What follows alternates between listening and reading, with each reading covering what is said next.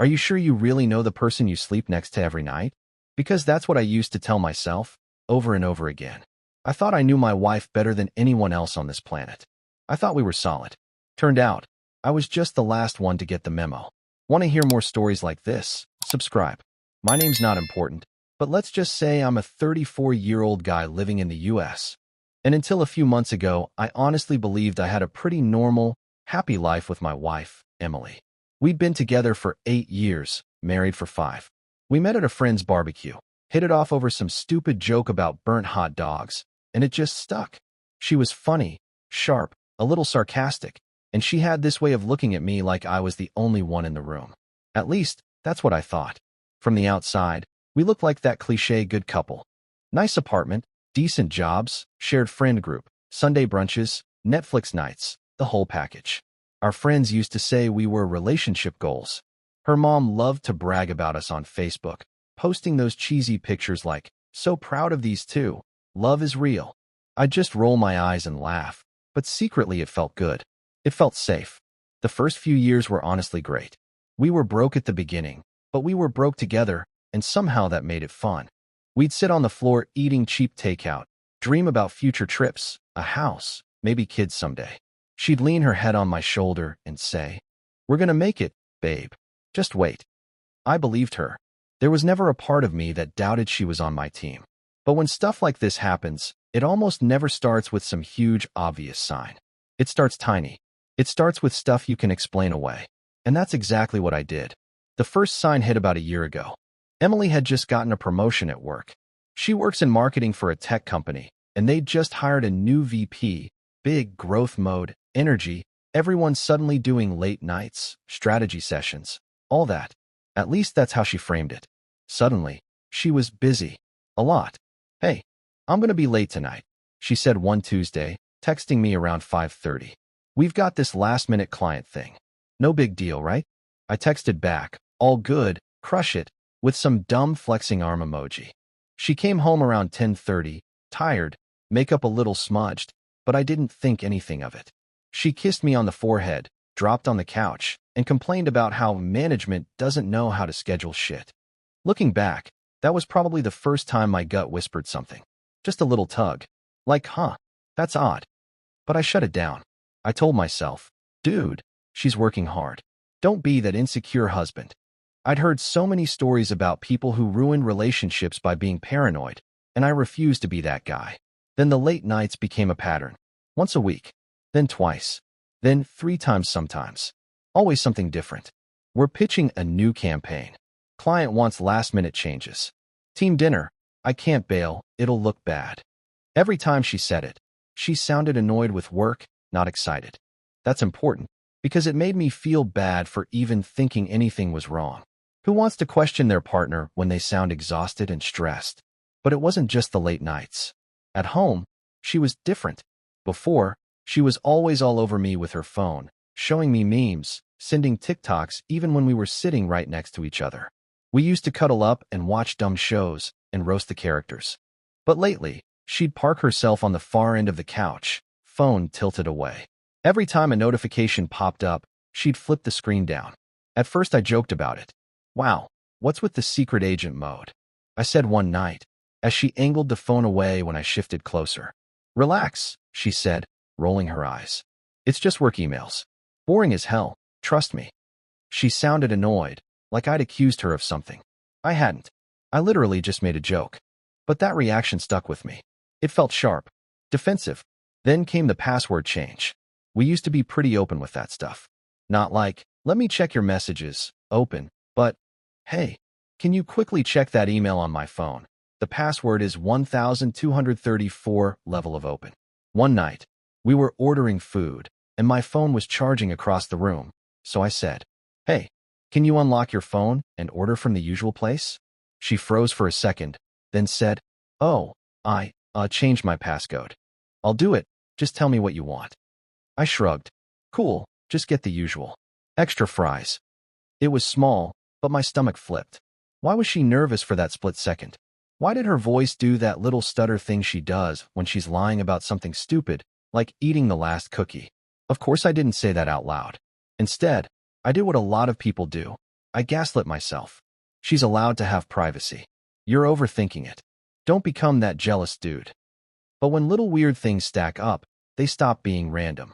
They start forming a pattern, and even if you try to ignore it, your brain saves every single one like receipts in the background. The next thing was the sex. We used to have a pretty good sex life. Not crazy, not some porn movie, but good. We were connected. We had fun. We'd joke around, try new stuff here and there. But around the same time as the late nights started, our sex life fell off a cliff. I'm tired. I have cramps. I'm just stressed from work. My head hurts. Some of those are valid, obviously. People get tired, they get stressed, whatever. But when it's every time, and when you go from having sex a few times a week to maybe once every couple of weeks, something feels off. And when we did have sex, it felt distant, like she was going through the motions, like she was somewhere else in her head. I remember one night in particular. I leaned over to kiss her, started things slow, and she just kind of stiffened up. "Babe, not tonight," she said, pushing my hand away gently. "I'm just exhausted. We had this super long meeting, and I'm wiped." I nodded, rolled onto my back, stared at the ceiling in the dark. She turned over, facing away from me, scrolling on her phone for another 10 minutes before finally putting it down. If you've ever been in that situation, you know that feeling. That ache in your chest. You start wondering, is it me? Am I less attractive now? Did I do something wrong? It eats at you slowly. To make it worse, she started picking fights over stupid things. Dishes in the sink. Laundry not folded right. Me forgetting to grab something from the store. Things that never used to be a big deal suddenly felt like the end of the world to her. One Friday night, I'd had a long day at work and was honestly just looking forward to relaxing with her. She came home late again, around 9:30, in this tight black dress I'd never seen before. "Wow, you look nice," I said. "Big client meeting?" Her face shifted for a split second, like I'd caught her off guard. Then she laughed. "Yeah, we had a little networking thing after work," she said. "The team went out for drinks. I told you I'd be late." To be fair, she had mentioned maybe being late. But hearing networking made my skin crawl for some reason. "You smell like cologne," I said. I didn't even mean to say it out loud. It just slipped. She snapped her head toward me. "What? Are you serious right now?" she said. "We were at a crowded bar. Of course I'm going to smell like other people. Do you want to sniff my hair and check for evidence too?" She said that last part with this nasty tone, like I was some controlling psycho. I backed off immediately. Okay, I said. "Relax. It was just an observation." "Yeah, well, your observations are starting to sound a lot like accusations," she said, grabbing a makeup wipe and aggressively scrubbing her face. "Maybe you should work on your trust issues." And that was her thing. Anytime I gently questioned anything, even in a neutral way, she flipped it on me. Suddenly, I was the problem. I was insecure. I was paranoid. I had trust issues. She knew exactly which strings to pull to make me shut up. The sick part? It worked for a while. I started bending over backwards to make things easier for her. I took on more chores. I tried to be extra understanding. I'd cook dinner on nights she said she'd be late. I'd send her supportive messages like, "Proud of how hard you're working," or "You've got this, don't burn out though." Half the time, she barely replied. A thumbs up emoji, a K, or nothing at all. One night, around this time, my friend Mark pulled me aside while we were having a beer. "Dude, is everything okay with you and Emily?" he said. "Yeah, why?" I said, laughing it off. He shrugged. "I don't know, man. She just seems different lately. Distant. She was at that birthday thing last weekend, and she spent more time on her phone than talking to anyone." I brushed it off, but my brain filed it away. Distant. On her phone. Different. Same words that had been bouncing around in my own head. I wish I could tell you I listened to my gut right away. I didn't. I kept giving her the benefit of the doubt. I kept telling myself, if she was really cheating, she'd slip up more. It wouldn't just be vibes. Then she finally slipped. It was a random Thursday. Nothing special about it. I got home from work a little earlier than usual because my last meeting got canceled. I walked into the apartment, expecting to find her maybe in the shower or in the bedroom, but it was quiet. Her purse was on the table. Her jacket was on the chair. Her shoes were kicked off near the door. Her phone was on the kitchen counter, plugged into the charger. That alone was weird. She never left her phone, just sitting there. It was usually glued to her hand. I called out, "Emily?" No answer. I checked the bedroom. Empty. Bathroom. Empty. I opened the balcony door. Nothing. Finally, I heard the washing machine running in the laundry closet, so I figured maybe she'd gone down to the lobby to grab a package or something. Here's where everything changed. Her phone buzzed on the counter. I swear to you, I had no intention of snooping. I really didn't. But when something is already bothering you, and the phone you've suddenly been locked out of buzzes right in front of you, your brain does this split-second calculation. I glanced over. The screen lit up with a preview of a message. It said, "Last night was insane. I can't stop thinking about you." No name, because she'd turned off the show name on notifications, just the text sitting there on the lock screen like a punch in the face. For a second, my brain refused to process it. I literally felt like time slowed down. My heart was pounding in my ears. My hands started shaking. I stared at the phone, then at the door, then back at the phone. My first instinct was still to give her the benefit of the doubt. Maybe it was some spam message. Maybe it was some group chat joke. Maybe. Then it buzzed again. "I wish I could see you tonight, but I know you said he'd be home. When's the next work trip?" Winky face. The little wink face at the end made me feel physically sick. There's something about seeing your life get disrespected with a freaking emoji that just hits different. I don't even remember making the decision. 1 second the phone was on the counter, the next it was in my hand. My thumb moved on its own. I tried the old passcode, just on instinct. It opened. She'd lied. She made a huge deal about changing my code and needing privacy, but she never actually changed it. She just wanted to scare me off trying. This part is where I wish I could say I was calm, that I carefully looked through things. I wasn't. My hands were shaking so hard, I almost dropped the phone. My stomach felt like it was in my throat. But I started scrolling through the messages. And there he was. Jason. That's it. No last name, just Jason, with a little fire emoji next to it. Apparently, he earned that. The thread was bad. Like, not flirty coworker bad, but full-blown affair bad.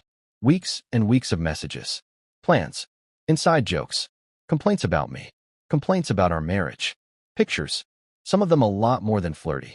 The kind of pictures you don't send unless you're very comfortable with someone. I saw messages like, "I hate how he never notices anything.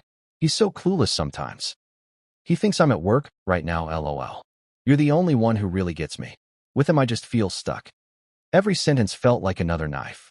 Stuff I'd confided in her. Things I'd been working on. My worries, my insecurities, turned into jokes between her and this dude. And it wasn't just emotional. There were plenty of messages about sex.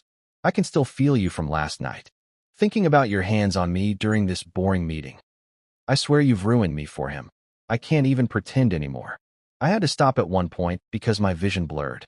I realized I was crying, standing there alone in the kitchen with my wife's phone in my shaking hands, reading about how some random guy had ruined my marriage in her eyes. I scrolled up to see when it started. 3 months. 3 months of lies. 3 months of late nights, client dinners, networking, team drinks. 3 months of me cooking her dinner and sending her sweet texts while she was out screwing Jason in hotel rooms and working late in his car. Right as I was still staring at the messages, the apartment door opened. "Babe, can you believe the lawn?" She stopped mid-sentence when she saw me standing there with her phone. Her face went white. Not a little bit. Not, "Oops, you saw a surprise party" text white. Full-on, blood-draining, "I've been caught" white. "What are you doing?" she said. Her voice was flat at first. Then it rose. "Are you seriously going through my phone right now?" I just held the phone up and read out loud, voice cracking. "Last night was insane. I can't stop thinking about you." Her eyes widened. Then I read the next one. "When's the next work trip?" Winky face. She didn't say anything for a second. You know that moment when someone is deciding whether to lie or to come clean? I saw it happen on her face in real time. Her eyes darted from the phone to my face to the floor and back. "Okay, that's not what you think," she said finally. And that's how she started the next chapter of this nightmare, with another lie. I laughed. Not a real laugh. The kind that comes out when your brain can't process what's happening. Like a reflex. "Not what I think." I said, "Emily, I just read weeks of messages between you and Jason. I saw the pictures. I saw you talking about hotel rooms. I saw you making fun of me. So unless you're going to tell me this is some elaborate prank, don't insult me by lying again." She opened her mouth, closed it, then her face shifted. That defensive wall I'd seen 100 times before slammed into place. "Okay, first of all, You violated my privacy, she said, crossing her arms. You had no right to go through my phone. Are you serious right now? I could feel my voice getting louder. You're caught cheating, and your defense is that I shouldn't have looked? I'm not cheating, she said, and I swear to God, she said it with a straight face. Jason is just a friend. We've been going through some stuff at work, and he's been supportive.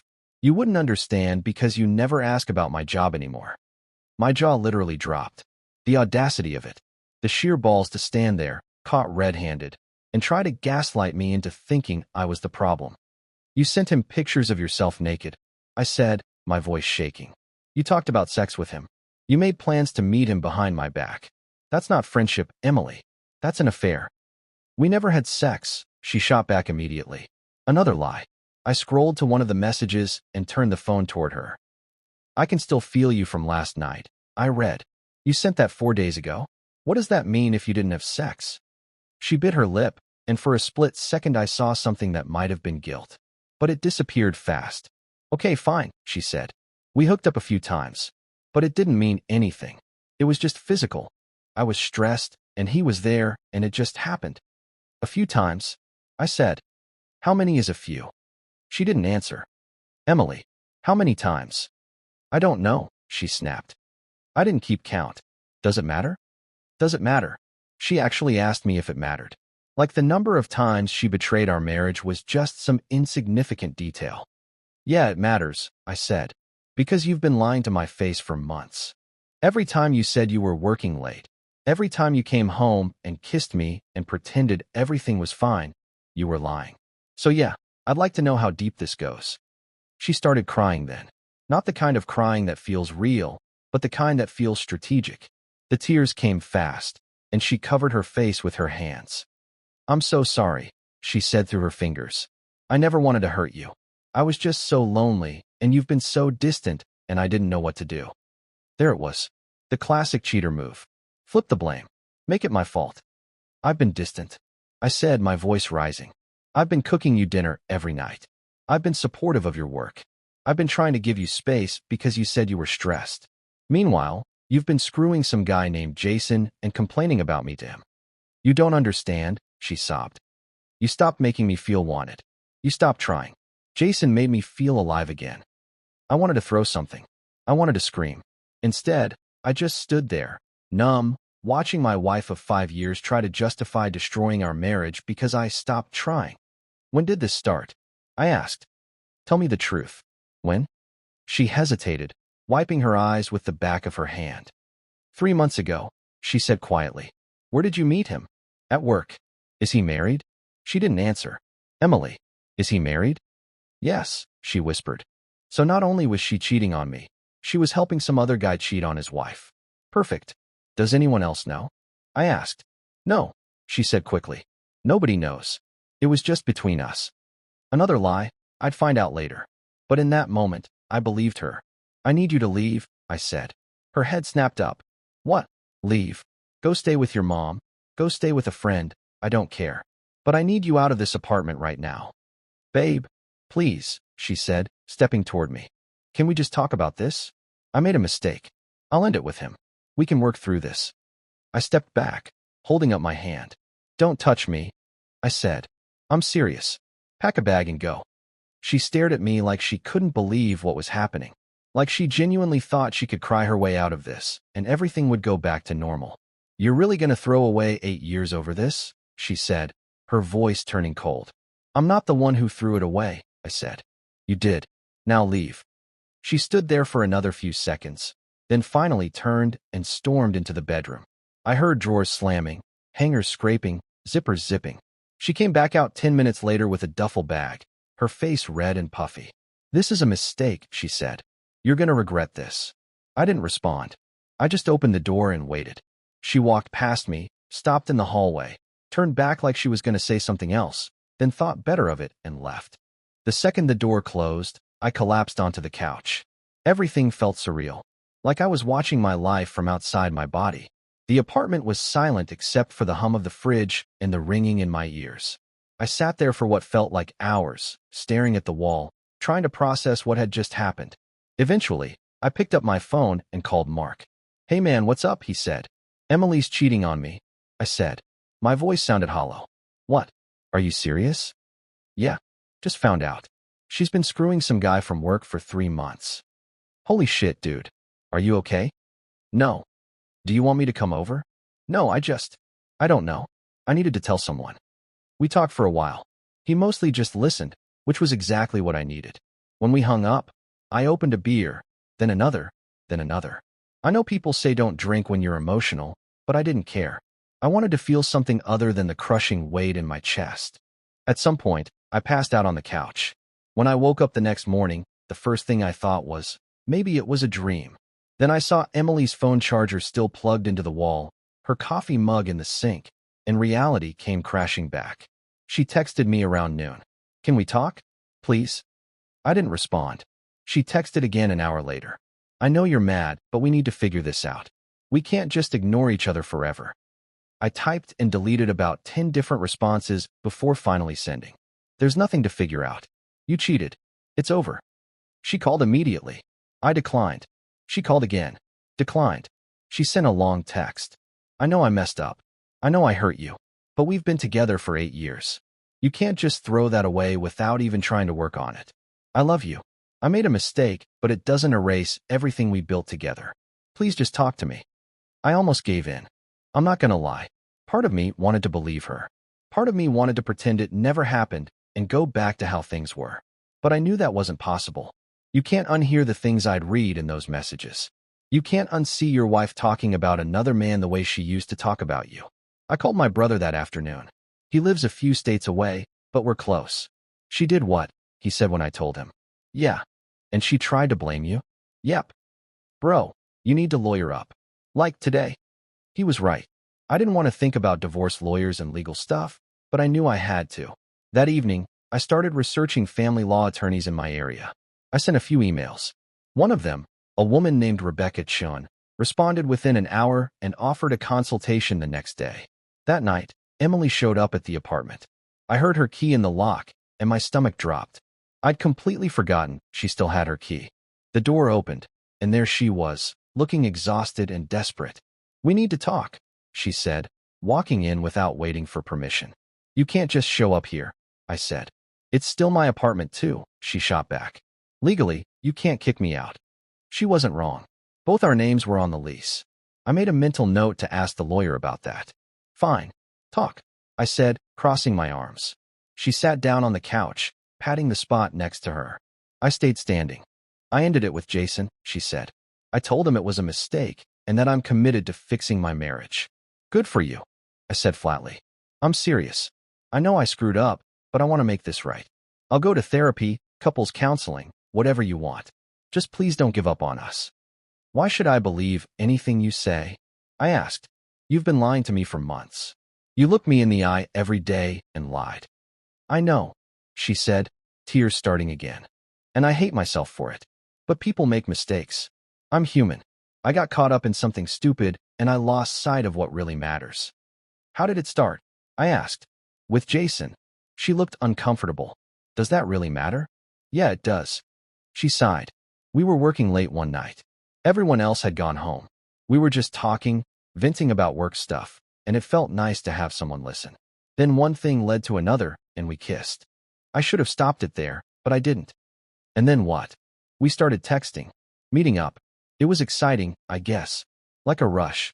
I knew it was wrong, but I convinced myself it wasn't hurting anyone because you didn't know. Except it was hurting someone, I said. Me. And his wife. I know, she whispered. I know, and I'm so sorry. Where did you have sex with him? Her face went pale. Do we really need to go through this? Yes, I need to know. She looked down at her hands. Hotels, mostly. Sometimes his car. Once at his place when his wife was out of town. I felt sick. The thought of her planning these meetups, getting dressed up, lying to me about where she was going, then coming home and acting normal, it was too much. Did you ever think about me? I asked. When you were with him, did you think about what this would do to me if I found out?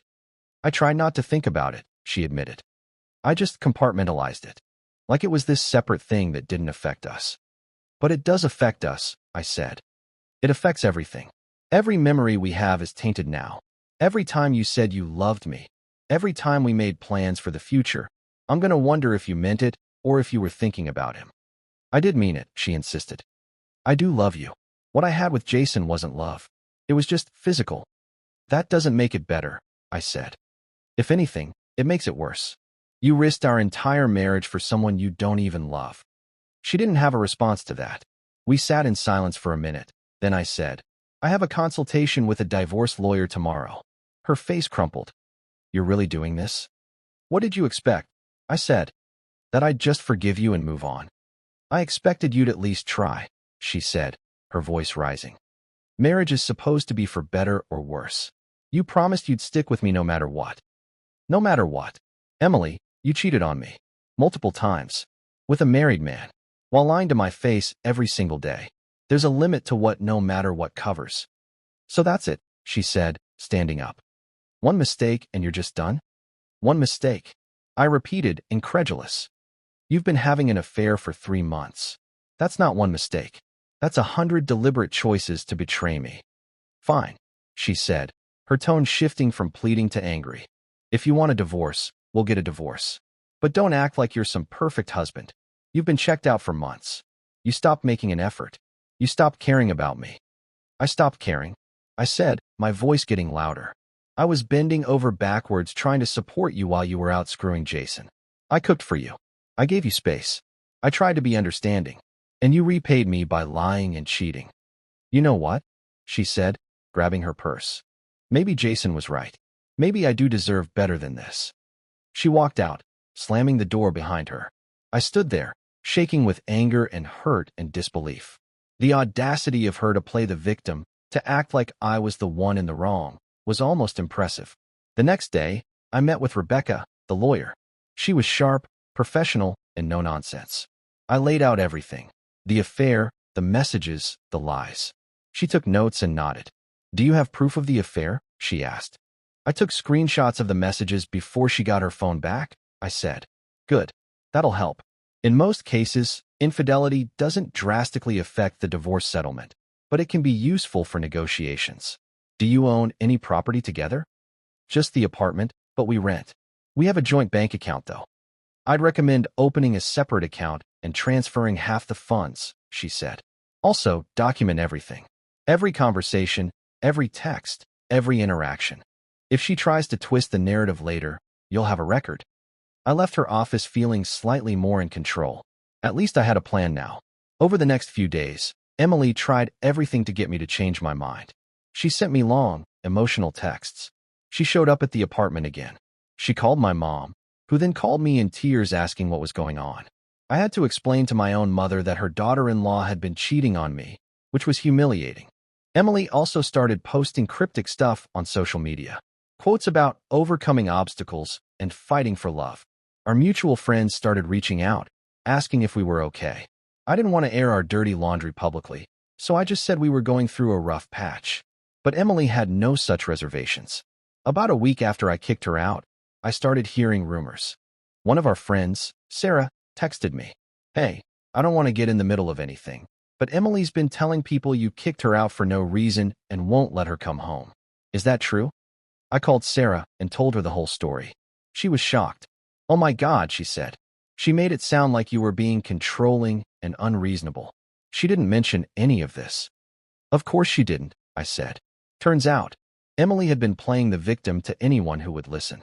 She told people I was overreacting to a minor issue and that I refused to work on the marriage. She conveniently left out the part where she'd been having an affair. I decided it was time to set the record straight. I didn't want to be petty, but I also wasn't going to let her destroy my reputation while she played innocent. I sent a group message to our close friends explaining the situation. I kept it factual, didn't trash her, just laid out what happened. The responses were mixed. Some people were supportive and sympathetic. Others didn't know what to say. A few stopped talking to me altogether, either because they sided with Emily or because they didn't want to get involved. But the truth was out there now, and that felt important. Around this time, I also found out something that made everything even worse. Jason's wife, Christina, reached out to me on Facebook. Hi, I know this is probably awkward, but I think we need to talk, her message said. I found out my husband has been seeing someone, and based on some things I've pieced together, I think it might be your wife. My heart sank. I called her, and we talked for over an hour. She'd found messages on Jason's phone similar to what I'd found on Emily's. She was devastated, crying through most of the conversation. I have 2 kids with him, she said. We've been married for 10 years. How could he do this? I didn't have an answer. We compared notes, and everything lined up. The dates, the places, the lies. It was the same affair from 2 different angles. What are you going to do? I asked. I'm leaving him, she said. I can't stay with someone who did this. What about you? Same. I already filed for divorce. Good, she said. They both deserve to lose everything. Christina and I stayed in touch over the following weeks. Not in a romantic way, just as 2 people who understood what the other was going through. It helped to have someone who got it. Meanwhile, Emily found out that I'd told people about the affair, and she lost it. She called me screaming. How dare you tell everyone our private business, she yelled. You're trying to turn people against me. You were already doing that yourself, I said calmly. You were lying about what happened, so I told the truth. If you don't like how the truth makes you look, maybe you shouldn't have cheated. You're such an asshole, she spat. I hope you're happy ruining my life. I didn't ruin your life, Emily. You did that yourself. She hung up. A few days later, I found out through the grapevine that Emily had been fired from her job. Apparently, Jason's wife, Christina, had contacted their HR department and reported the affair. The company had a strict policy against workplace relationships, especially between subordinates and supervisors. Jason was Emily's direct supervisor, which made the whole thing even messier. Both of them were let go. When I heard the news, I didn't feel happy or vindictive. I just felt empty, like justice had been served, but it didn't erase the pain. Emily, predictably, blamed me. This is your fault, she texted. If you hadn't told Christina, none of this would have happened. If you hadn't cheated, none of this would have happened, I replied. She didn't respond. The divorce process dragged on for weeks. Lawyers, paperwork, negotiations. Emily tried to get more than her fair share, claiming she sacrificed her career for our marriage, which was laughable considering she'd just been fired for having an affair. Rebecca shut that down fast. Eventually, we reached a settlement. No kids, no house, so it was mostly just splitting assets. I kept the car, she kept some furniture, we split the savings account. It was cold and transactional, which felt fitting. The day the divorce was finalized, I felt a weird mix of relief and sadness. Relief that it was over, sadness for what could have been. I texted Mark, "It's done." He replied, "Proud of you, man. Let's grab a beer." We did, and for the first time in months, I felt like I could breathe. Emily tried to reach out a few times after the divorce. Apology texts, nostalgia trips, I miss you messages. I didn't respond. I later heard through mutual friends that she and Jason tried to make it work after they both got fired, but it fell apart pretty quickly. Turns out, when your relationship is built on lies and betrayal, it doesn't have a great foundation. Jason's wife, Christina, moved on too. She got full custody of the kids and started dating someone new. We still check in on each other occasionally. She's doing well. As for me, I'm still figuring it out. Some days are better than others. I'm in therapy now, working through the trust issues and the emotional fallout. I've started going to the gym more, picked up some hobbies I'd let slide, reconnected with old friends. People keep asking if I'll date again. Honestly, I don't know. The idea of opening up to someone new, of trusting someone like that again, feels impossible right now. But I'm told it gets easier with time. One thing I've learned from all this, you can't control what other people do. You can only control how you respond. Emily made her choices, and they had consequences. I made mine, and I'm living with them too. If there's any advice I'd give to someone going through something similar, it's this: trust your gut. If something feels off, it probably is. Don't gaslight yourself into ignoring red flags. Don't let someone make you feel crazy for asking questions. And if you find out the worst is true, don't stay just because you're scared of starting over. You deserve better than someone who lies to your face and betrays your trust. Full stop. So yeah, that's my story. That's how I found out my wife was cheating and how everything fell apart after that. It sucked. It still sucks sometimes. But I'm still here, and I'm moving forward. And honestly, that's enough for now. Thanks for listening.